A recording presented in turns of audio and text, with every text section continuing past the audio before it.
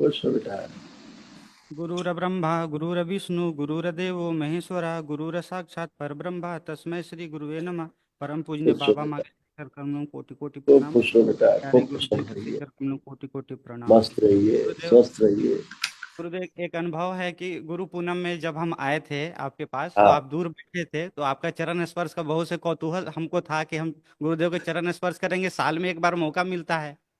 तो आप दूर बैठे थे तो हम दुखी हो गए, तो यही दरबार में हम दुखी दुखी चल रहे थे होकर, तो आप सपने में आए।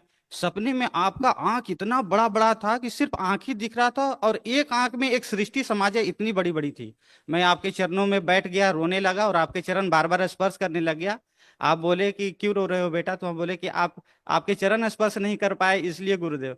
तो गुरुदेव आप हंसते हुए मेरे कंधे पे हाथ रख के बोले, तुम तो मुझे देख ही नहीं पाते हो, मैं सदैव तुम्हारे साथ रहता हूँ। गुरुदेव ऐसे ही सावन दूसरे दिन था, यहाँ से श्री रुद्राभिषेक करके गए।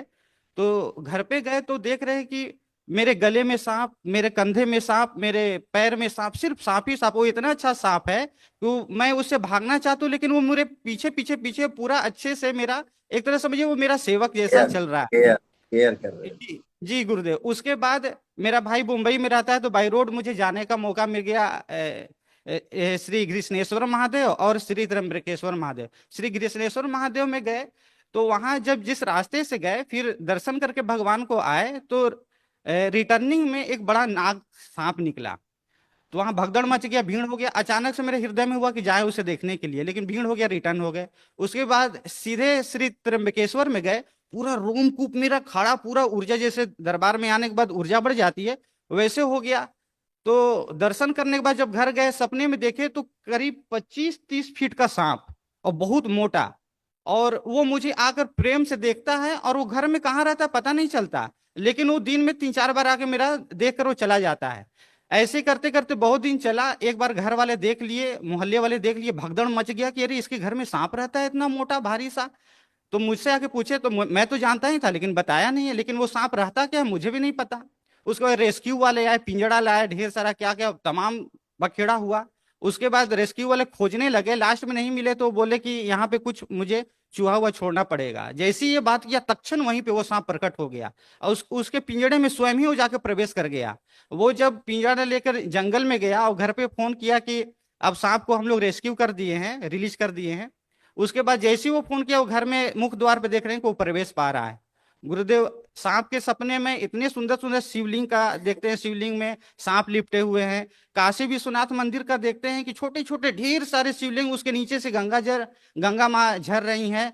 काशी विश्वनाथ मंदिर का जो शिखर है उस पे जो ध्वज लहराता हुआ दिखता है, आगे से नंदी भगवान चलते हुए दिखते हैं। इतने सुंदर सुंदर अनुभव है गुरुदेव की क्या बतलाए। और भी दिव्य अनुभव है। यहाँ आने से पहले जो हरिद्वार जाने वाले थे, तो एक चमगादड़ का आदमी रूप लेकर हमको बोला तुम दशांश नहीं करो, नहीं तो तुम्हारे लिए बहुत खतरा पैदा कर देंगे। उसके बाद उसका मजाक उड़ाए, तो बोले कि जिस गुरु पे या भगवान पे तुम कूदते हो पैकेट में लेकर चलते हैं, उसका मजाक उड़ाए और गाली वाली दिए। उसके बाद दूसरे दिन से गुरुदेव भयानक भयानक मेरे साथ कष्ट आने, मतलब हरिद्वार ना जाएं इसके लिए पूरे प्रयास रहे, लेकिन पूजनीय बाबा जी का ऐसा कृपा रहा कि 1 महीना पहले ही टिकट करवा दिए और सारा अरेंजमेंट करके रखे। इसी बीच में मेरा भगना का जब आने वाले थे तो भगना का एक्सीडेंट कर गया। चौहान जी से आपके पास फोटो भी भिजवाए, गुरुदेव आप चिकित्सा भी किए उनको। उसके बाद वो आ नहीं पाए, दरबार लेकर आने वाले थे। उसके बाद जब पूजा करने के लिए जाने लगे बाबा के मंदिर में, तो स्नान के बाद तो मुझे प्रेरणा हुई कि तुम जाके सो जाओ। सोए तो जैसे चिकित्सा होती है ना, कटर कटर कटर धदीची और ये करते हैं सुश्रुत, वैसे मेरे मस्तक से चिकित्सा होने लग गया गुरुदेव। हम बेहोश भी थे और सब देख भी रहे थे। उसके बाद 2 दिन के अंदर में मेरा भगना वेंटिलेटर से बाहर आ गया, जो डॉक्टर बोला कि ये चमत्कार है, बहुत बड़ा चमत्कार है। और उसके बाद से धीरे धीरे इंप्रूवमेंट होते होते गुरुदेव आज वो पूरी तरह स्वस्थ है। और हरिद्वार में फिर हम लोग आकर आपसे तंत्र दीक्षा। खुश रहो बेटा, खूब खुश रहिए। आंखें बंद करिए, आंखें बंद करिए। वासु वासु सांस ले जाओ।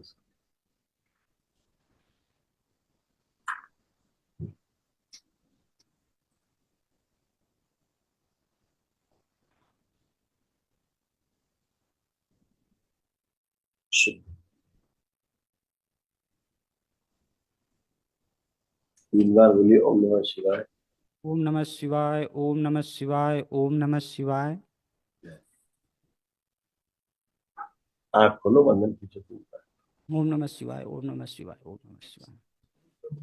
जो सर्प आप देखते थे, जी अब गुरुदेव। आंख बंद करके देखो, कल्पना में दिखते हैं।